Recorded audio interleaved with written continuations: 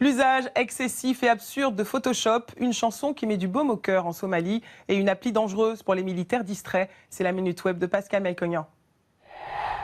Sur cette carte s'affichent les itinéraires des joggeurs qui utilisent l'application de sport Strava et son service de géolocalisation.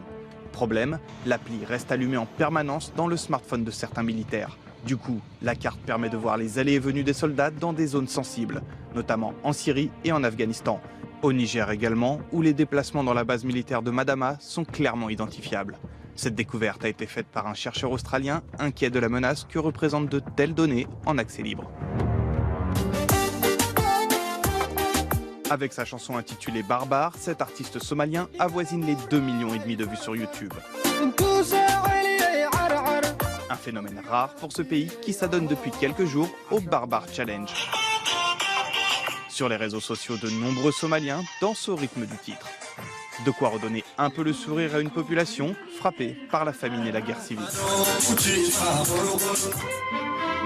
Il y a comme un problème sur la couverture du dernier Vanity Fair. L'actrice Reese Witherspoon n'a pas une ni deux, mais 3 jambes.